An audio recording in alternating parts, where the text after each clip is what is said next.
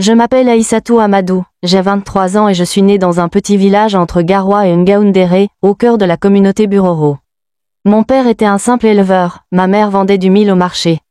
Mais ils ont tout sacrifié pour que je sois scolarisée. Grâce à eux, j'ai pu fréquenter l'université, apprendre l'histoire de mon pays et ouvrir les yeux sur ce que certains appellent politique, mais que nous, au Nord, nous vivons parfois comme une malédiction déguisée.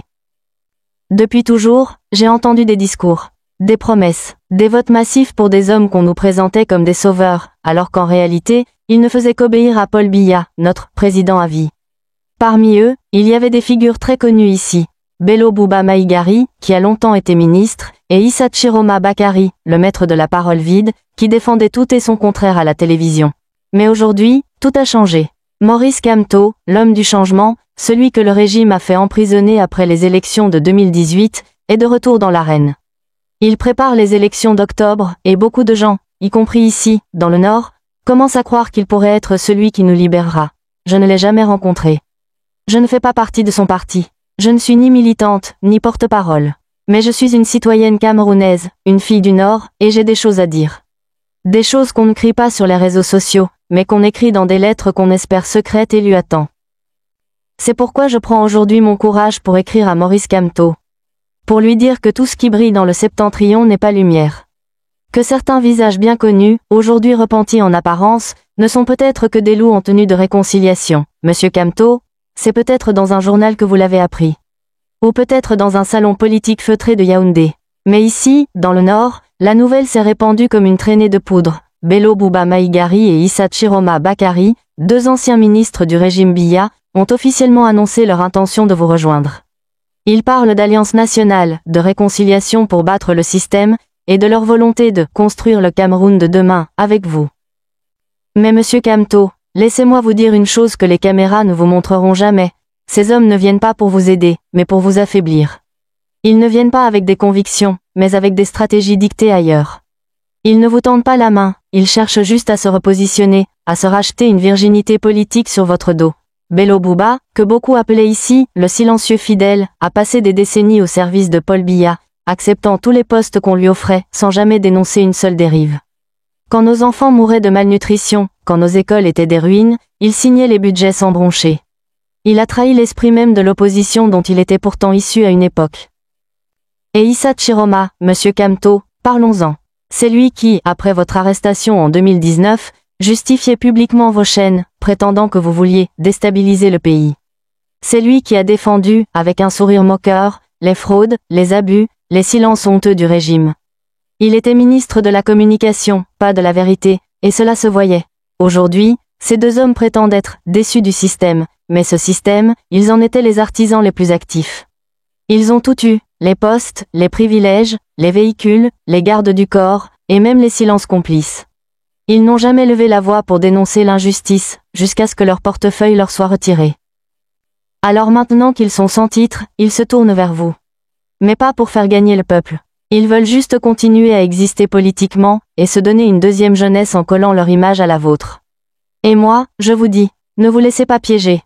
Le Nord connaît ses loups. Ce n'est pas parce qu'ils ont enlevé leur manteau de ministre qu'ils sont devenus des agneaux. Monsieur Kamto, si je vous écris, ce n'est pas parce que j'ai peur pour moi. C'est parce que j'ai peur pour le Cameroun, et surtout pour l'espoir que vous représentez. Moi, Aïssatou, j'ai grandi dans l'ombre de ces hommes. J'ai vu de près leur manière de contrôler, de manipuler, de corrompre tout ce qu'ils touchent. Et je ne parle pas seulement de ce qu'on voit à la télévision.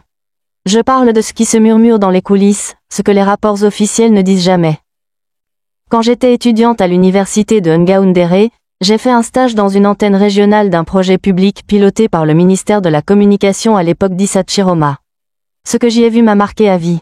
Des enveloppes passaient sous les bureaux, des journalistes étaient encouragés à ne jamais parler de vous, monsieur Kamto. Votre nom était un tabou. Toute information qui vous concernait devait être soit effacée, soit tournée en ridicule. C'était un ordre direct. Et cet ordre, c'est Issa Chiroma Bakari lui-même qui l'avait donné, selon les dires de ses collaborateurs. Et Bello Bouba, c'est encore pire. Mon oncle, un cadre administratif dans une petite préfecture, a été muté brutalement parce qu'il avait osé critiquer un projet mal exécuté sous la tutelle du ministère des Transports, alors dirigé par Bello. Il n'avait fait que dire la vérité. Des budgets avaient disparu, des routes n'avaient jamais été construites, mais les factures étaient payées. On lui a dit, ici, on protège le nom de Bello. Sinon tu dégages. Et il a dégagé. Ces deux hommes sont des experts de la dissimulation. Ils savent parler le langage de la paix tout en maniant le couteau de la division. Ils savent sourire en public et poignarder en privé. Ils ont l'art de l'alliance temporaire, l'art de l'infiltration douce, jusqu'à ce que tout s'effondre autour d'eux et qu'ils vous rendent coupables de leur trahison. Je ne vous parle pas de rumeurs. Je vous parle de faits vécus. Je vous parle de deux hommes qui ont longtemps combattu les idées que vous défendez aujourd'hui. Et maintenant qu'ils ont perdu leur fauteuil doré, ils viennent frapper à votre porte avec des discours de réconciliation? Non, je vous en prie, monsieur Camteau, ouvrez les yeux avant qu'il ne soit trop tard. Je suis une fille du Nord, oui, mais je suis aussi une fille de la vérité. Et la vérité, c'est que ces deux-là sont venus pour vous ralentir, pas pour vous élever. Monsieur Camteau, je sais que vous êtes un homme instruit, stratège et habitué aux jeux politiques. Je ne prétends pas vous apprendre ce que vous connaissez déjà. Mais parfois, c'est dans la simplicité d'un cœur pur que réside la clarté qu'on ne trouve plus dans les hautes sphères.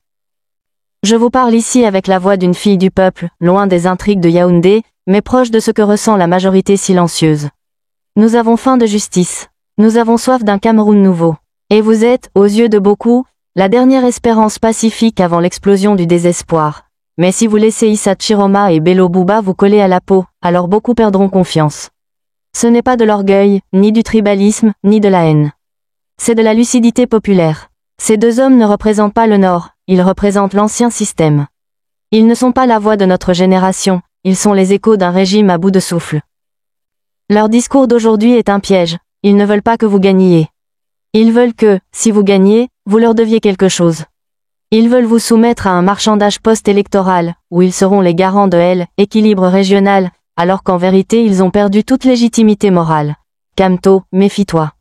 L'histoire du Cameroun est remplie de trahisons venues d'alliances précipitées. Des hommes forts ont été détruits non pas par leurs ennemis déclarés, mais par leurs amis d'apparence. Ces deux-là savent se fondre dans la foule, se faire petits, flatter, attendre.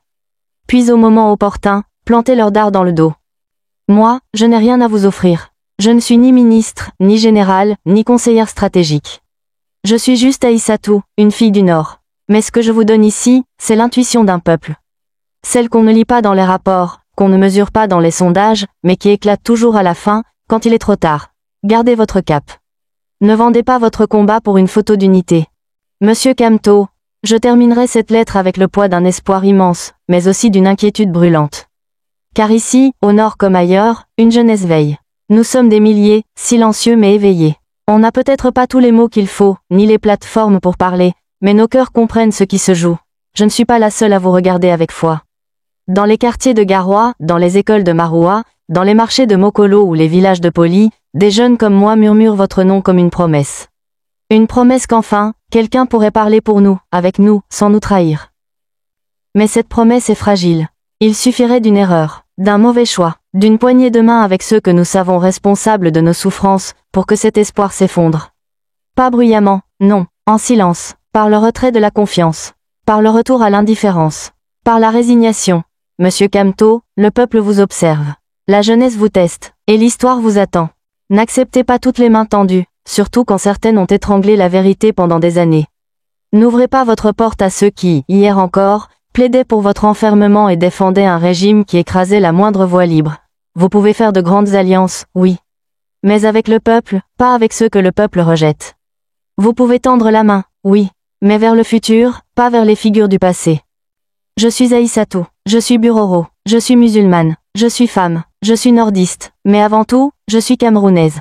Et cette lettre, c'est ma manière de participer à cette élection. Pas avec un bulletin, mais avec un cri du cœur. Tous les sourires ne veulent pas ton bien. Certains veulent ton silence. Choisis bien, monsieur Camteau.